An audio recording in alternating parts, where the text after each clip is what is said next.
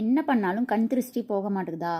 வீட்டில் எப்போ பார்த்தாலும் சண்டை சச்சரவு பிரச்சனை இது மாதிரிலாம் இருக்கா? உடம்பு சரியில்லாமல் போகுதா? அப்போ இந்த வீடியோ கண்டிப்பாக உங்களுக்கு தான். நான் சொல்கிற டிப்ஸை கேளுங்க, கண்டிப்பாக நல்லது நடக்கும். பொதுவாக கல்லடி பட்டாலும் கண்ணடி படக்கூடாது அப்படின்னு பெரியவங்கள்லாம் சொல்லுவாங்க. கண் திருஷ்டி வந்துச்சு அப்படின்னாவே வீட்டில் இருக்கிறவங்களுக்கு ஒருத்தர் மாதிரி ஒருத்தருக்கு உடம்பு சரியில்லாமல் போயிடும்.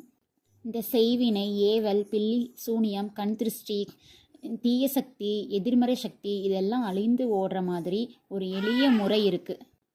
ஒரு வீட்டில் எதிர்மறை எண்ணங்கள் இருந்துச்சு அப்படின்னாவே அந்த வீட்டில் மன சஞ்சலங்கள் அதிகரிக்கும். ஒரு சிலர் காலையில் நல்லா இருப்பாங்க, சாயந்தரம் என்ன ஆச்சுன்னே தெரியாது, உடனே உடம்பு சரியில்லாத மாதிரி ஏற்படும். செய்யும் தொழிலில் வியாபாரத்தில் எந்த முன்னேற்றமும் இல்லாமல் இருக்கும். கல்யாணம், சுப நிகழ்வு இதெல்லாம் வீட்டில் நடக்காமல் தள்ளி போயிட்டே இருக்கும்.